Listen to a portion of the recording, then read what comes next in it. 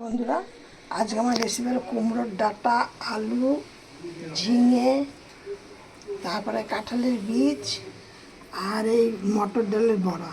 এই দিয়ে আমি আজকে পোস্ত দিয়ে তরকারি করব। এবার এই মটর ডালটা আমি মিক্সিতে পেস্ট করে নেব, নিয়ে আমি বড়াটা ভাজবো। মটর ডালটাকে 2 ঘন্টা 2.5 ঘন্টা মতো আগে ভিজিয়ে রেখেছিলাম, তারপরে তোমাদের সাথে শেয়ার করলাম। মিক্সির বাটিতে দিয়ে এটা আমি এরকম করে পেস্ট করে নিলাম। এবার এর মধ্যে আমি দিয়ে দিচ্ছি কিছুটা হলুদ,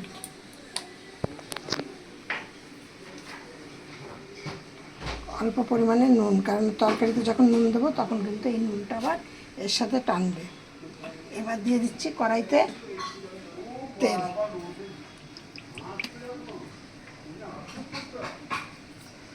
এবার আমি এইগুলোকে দিয়ে বড়া তৈরি করব।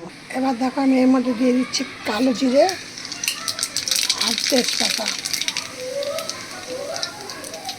একটু কালো জিরে আর শুকনো লঙ্কা। আর আমি এই বড়াগুলোকে ভেজে নিয়েছি লাল লাল করে বেশ। এবার আমি এর মধ্যে দিয়ে দেব আমি ডাঁটাগুলোকে। এবার দেখো এর মধ্যে দিয়ে দিচ্ছি নুন, তোমরা তোমাদের মতো নুন দেবে।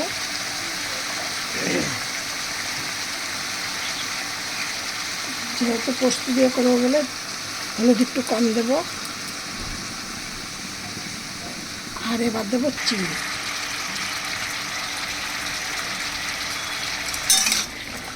আমি কিন্তু এখন আলুগুলো দিইনি, আলুগুলো একটু বাদে দেবো, কারণ চন্দ্রমুখী আলুগুলো একদম মানে গলে প্যাক প্যাক হয়ে যায়। এবার দিয়ে দিচ্ছি এর মধ্যে 3টে কাঁচা লঙ্কা।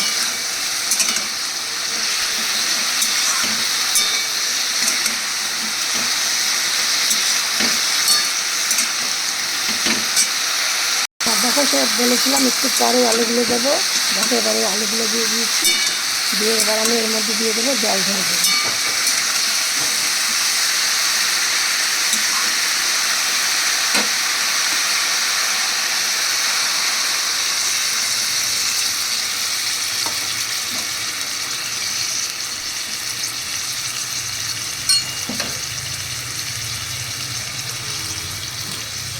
এবার এইটাকে দিয়ে দেবো চাপা।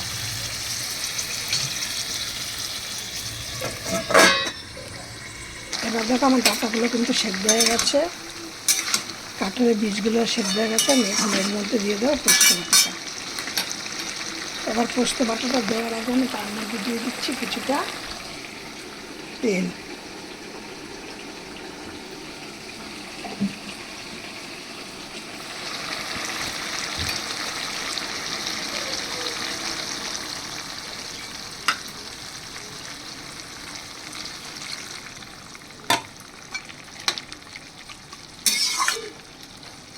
এটা আর একটুখানি ফুটবে, একদম দারুণ একটা মুখরোচক খাবার। এবার দেখো এর মধ্যে দিয়ে দিচ্ছি বড়াগুলো।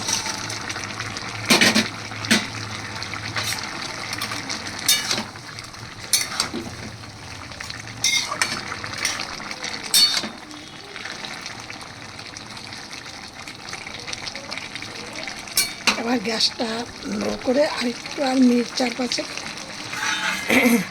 মিনিট 2 মতো একটু ঢাকা দিয়ে দিলাম। দেখো আমার এই রেসিপিটা হয়ে গেছে। তোমরা এইভাবে ডাঁটা চচ্চড়ি করো। কুমড়োর ডাঁটা খুব মুখরোচক একটা খাবার, আর এই ডাঁটা চচ্চড়ি কিন্তু সবাই পছন্দ করে, ছোটো থেকে বড়। কুমড়োর ডাঁটাটা সব সব ধরনের মানে সব বয়সী লোকেরা পছন্দ করে। আর এইভাবে করে নিয়ে তোমরা গরম গরম ভাতের সাথে পরিবেশন করো, দারুণ খেতে। আর আমার রেসিপিটা হয়ে গেছে, আমি এবার নামিয়ে দিচ্ছি। দেখো আমার রেসিপিটা।